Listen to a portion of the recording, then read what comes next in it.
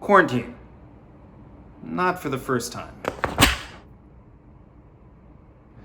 This is a story about being confined to my own home for over 3 months now, and how in the throes of cabin fever and boredom, I started to dig through old files, which led me, by total chance, to some forgotten photographs of the first time I was quarantined.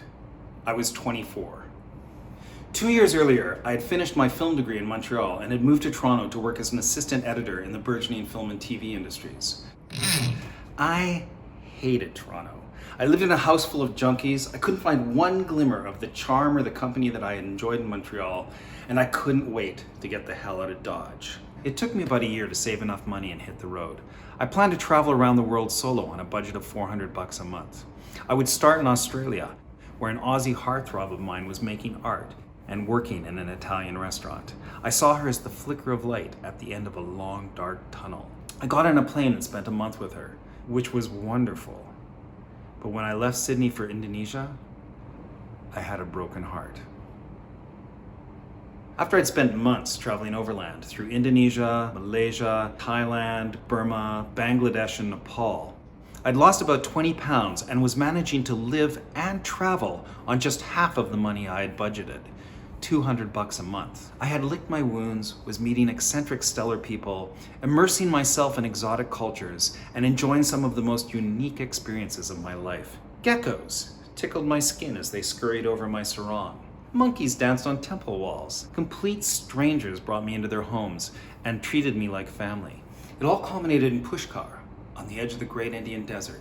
I was renting the top floor of the turret of a former Mughal palace for $2 a night, reading pirated Indian versions of Mordecai Richler novels and the Three Musketeers, and watching camel caravans come in from the desert at sunset, while massive bats darted over the lake, all from the windows of my turret. It was that cinematic moment of perfection and false sense of security. I set out to climb to the Savitri temple at 5 a.m. one morning. The temple sits on a steep hill about an hour's hike outside of Pushkar. You go early in order to catch the sunrise from the top of the hill, but also because you need to get back to town before the midday heat fries you. I had heard about the dog packs, but my biggest fear was the cobras. I debated whether or not to wear long pants and then decided against it because I figured I could see the cobras before they got anywhere near me. Big mistake. To make a long story bearable, I got surrounded by a dog pack on the outskirts of town, and one of those mofos blindsided me and sunk its foamy teeth right into my calf. I hobbled back to the turret where a local treated my bloody wound and told me that I had to get to the rabies clinic in Jaipur as soon as possible.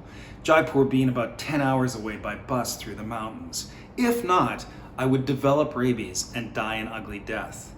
Which, judging by his tone, was not so uncommon in Pushkar. I got to Jaipur the next morning and got my first rabies shot. The needle itself is the thickness of a pencil lead, about 4 inches long, and it goes straight into your gut. I can't describe the pain I went through for the next couple of days, and I won't waste time on it here. But I learned that it was antiquated medicine and that I could get the modern, proper medication in Delhi. It would just cost me $300 a shot. Once in Delhi, and having splashed out for the first of 6 shots, a month and a half of travel and living expenses for that single shot, I learned that the treatment was free in Greece, which is where I was headed next anyway. So I bought a black market Aeroflot ticket to Athens. Super cheap, but I had to change planes in 5 or 6 Eastern Bloc cities en route. By the time I got to Athens, I wasn't simply exhausted. I had developed a full-on case of amoebic dysentery.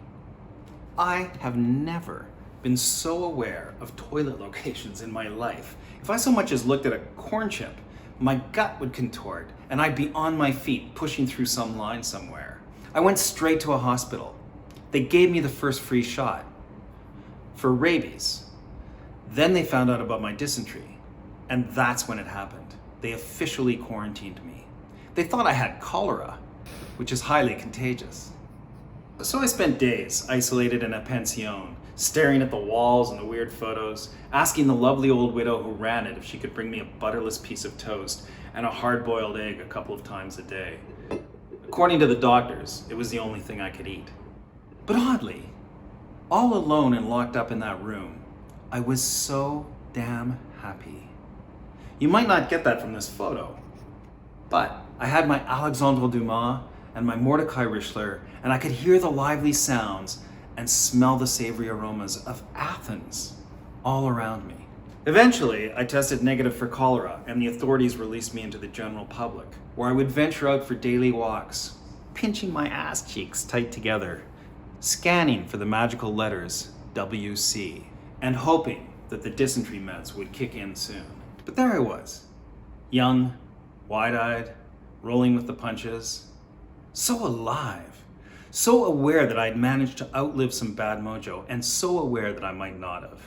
Every day seemed to bring new marvels, the marvelous evidence of which I would rediscover in some old files just a couple of days ago, during this next quarantine. Here, now, self-isolating with my awesome wife and daughter in Toronto, where we listen to birdsong on the deck, enjoy the lack of air pollution, and are remarkably sweet with each other, week after week. Toronto, a town I have learned to love. I do miss socializing with outside friends and family, but when those lonely times occasionally hit, they're not nearly as crippling as they were when I was 24, living in that dark corner of this city, completely unaware of all of the extraordinary experiences I was about to have and that would then keep me company for life.